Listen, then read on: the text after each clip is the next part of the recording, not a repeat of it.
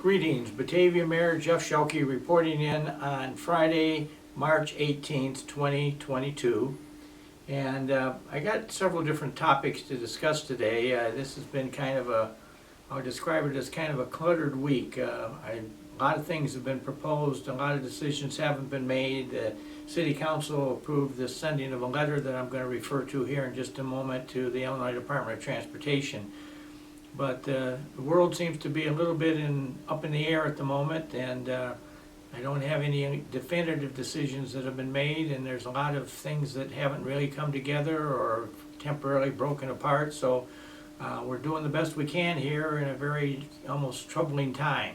What I wanted to start out with at our City Council's Committee of the Whole meeting last Tuesday night, we had a lengthy conversation about the whole idea of the crossing at Batavia Avenue and McKee Street. And I just want to read, we've prepared a letter that's being sent to the Illinois Department of Transportation, and I would like to just read a couple of paragraphs from the letter, and I think it explains exactly what we're talking about. On behalf of the City of Batavia, we would like to request IDOT's consideration in expediting the granting of a permit to authorize the City of Batavia to remove an existing pedestrian crossing at the intersection of Route 31, also known as Batavia Avenue, and McKee Street, a local road within our community. The city has submitted a formal permit request to the Bureau of Traffic under separate correspondence. The crosswalk located at this intersection of Batavia and McKee has been the site of 3 separate vehicle pedestrian accidents involving juveniles since 2018. All 3 accidents were caused by vehicles in the inside lane of Batavia Avenue failing to see and stop for pedestrians in the crosswalk.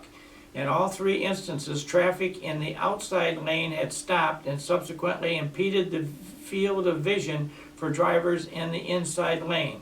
The most recent vehicle versus pedestrian accident occurred on March 4th, 2022, and luckily the juvenile pedestrian was not seriously injured. This has been one that's been troubling to the City Council, and so therefore we are asking that as a result of these incidents that we remove that crossing at that location and encourage anybody wishing to further cross Batavia Avenue to get down to the intersection at Wilson and Batavia Avenue, which has the traffic signals and the crossing gates or the crossing lights and the timers and everything else. So that one is out there. Also in the same letter, we've also asked IDOT for give us consideration for support and guidance as we study the concept of a phase 1 study to potentially pare down the traffic lanes on Batavia Avenue from Fabian Parkway down to Wilson Street and make it very pedestrian and bicycle safety friendly. And we would appreciate their comments as to whether or not they would allow us to take a permit to begin to bring that road down to 1 lane in each direction, as is already the case in Geneva from Fabian Parkway north into Geneva. So those are the things that the City Council has been spending quite a bit of conversation about in the last couple of meetings, and I just wanted to share those with you because those are items that I think many people in town have some connection to over the year and see things going on there, and we just wanted you to know that the city is seriously looking at how we can continue to do that in the future. There's a bunch of stuff about to happen in town that I'm very pleased about because it's going to give the opportunity for a whole bunch of Batavia people to be able to get out and see each other and meet and greet and have some community socialization. Probably the big one for the coming summer is going to be the 4th of July fireworks program. And the Batavia Fireworks Committee, which is an all-volunteer citizens group, is very busy these days trying to put together the coming program for this 4th of July. And I know this most recently they met to have a discussion about the types and songs of music that will be included in this year's show. So that is actively being put together, and so please put this on your calendar for 4th of July that Batavia is going to return for, I guess, arguably it's either the 71st or the 72nd fireworks show in Batavia. There was that 1 year, 2 years ago when we didn't get to fire the show, so there was a year in there that we didn't fire, but we've had that show every year, so we want to continue this tradition. And as you know, we don't spend taxpayer dollars on this show. It generally is in the around the $30,000 price range, and the money is all donated through donations and fundraising that's done by the Fireworks Committee and all the nice donations that we receive as a community from businesses and civic organizations. So in those regards, on the coming May 6th and 7th, which is a Friday and Saturday, will be the annual Batavia Fireworks Garage sale. And that will be done with a map that will be printed up and will be available for people to look online or stop down to City Hall and pick up. And the map will show you each and every residence that has paid a fee to have this advertised. And then as a result of that, we literally have several thousand people come to Batavia and tour the community and go house by house using the maps to determine where they want to be and what they want to do. And I've heard over the years rave reviews from many buyers who went into their basement or their attic or whatever and found a pile of stuff that they didn't know what else to do with. So they combined it with a neighbor or they did it themselves, and they had a garage sale and put some money in their pocket for stuff that was just sitting around their basement for years and years and years. So that opportunity will be again available, and that will be on May 6th and 7th. Also, on May 28th, which is a Saturday, there's going to be a Batavia Well Festival, and that's going to be held at the Peg Bond Center downtown. And that's going to be an opportunity for various medical folks and physicians and others to come down and meet and greet the public and share ideas on how you can keep your health in good shape. And so I take my hats off to all those involved in that one. And then the annual First Batavia Farmers Market on North River Street will be held on Saturday, May 28th. And that will be, again, something that I think most Batavians are always very, very happy to see. Is will be then that we every Saturday after that will be the days of the farmers market on North River Street.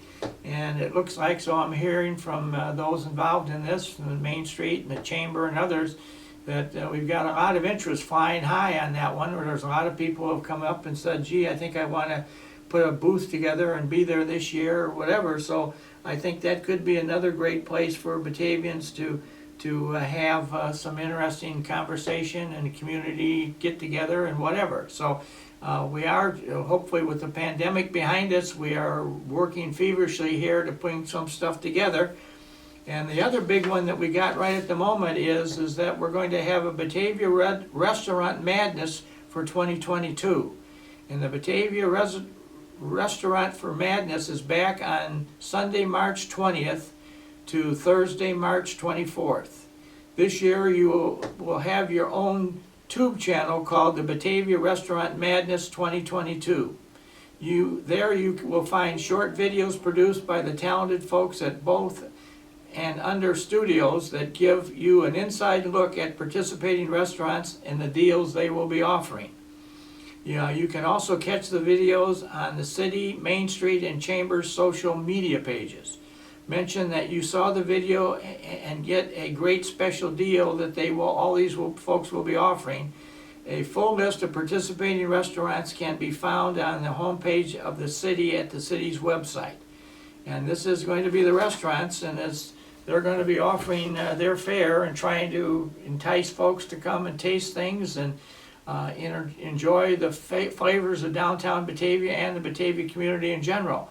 So I would like to encourage everyone in that week between March 20th and 24th to plan a couple days or nights when you're going to visit a downtown Batavia restaurant and have at it and enjoy some of the flavors that are going to be offered.